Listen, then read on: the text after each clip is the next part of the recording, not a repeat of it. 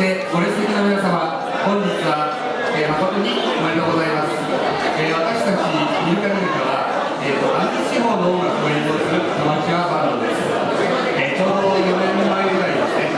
新郎の長岡さんとともに出演させていただきました。長岡さんと私たちが出会った次の日に、満開の桜の中で初めて一緒に演奏させていただきましたが、長岡さんは重要なメロディーであります楽器の三本の迫力ある音を聞かせてくれました。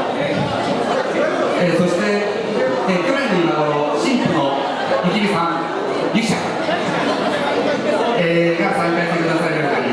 バンドで最初にお誘いしたのが、桜の花火でありました。ゆきみさんの担当はですね、パーカッションと、ボーカルですが、その素晴らしい歌声は今ではミルカミルカの大きな魅力の一つになっています。後で歌っていただきますが、素晴らしいボーカルですよ、皆さん。今、写真を撮るタイミングもありますが、どうぞ撮ってください。そうですね、それでは、まだ時間がありますから言いますけど、またミルカミルカではですね、お互いに、お互いの上足を取ったり、足を、引っ張り合ったり、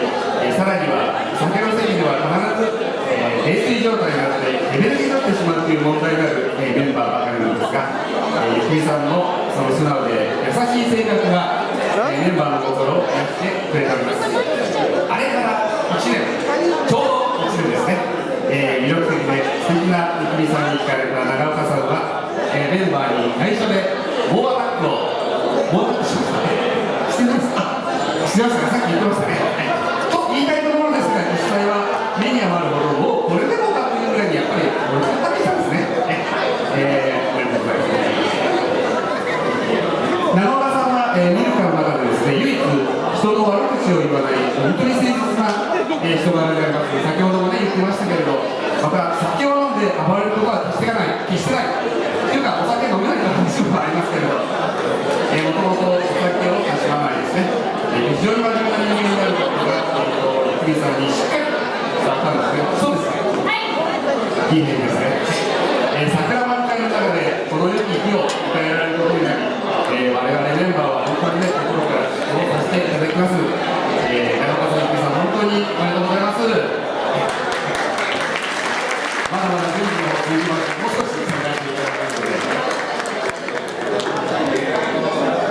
ミルカミルカのですね、飲み会では、酔っ払ってもいいよという泥酔クマ賞っていうのはね、よく発行されるんですが、新郎新婦以外の全員が本当にいつもレベル2状態で演奏しているんですが、本日、この演奏の時までは、泥酔クマ賞は出さないよというね、飲んでないです、本当に、全く飲んでないです、顔を当たって皆さん立ってやりたいですね。シラフですから、心を込めて、一人顔が赤いのしますけれども、大丈夫かな？大丈夫です。大丈夫です。さて、ただいま申し上げました通り、すべては桜とともに始まりました。これからもお二人の最高の幸せが訪れますように、フォルクローレのお祝いの曲、花祭りをまず最初に演奏させていただきます。準備の方はどうですか？準備できたいのは私だけですね。ギターを持ってきますんで。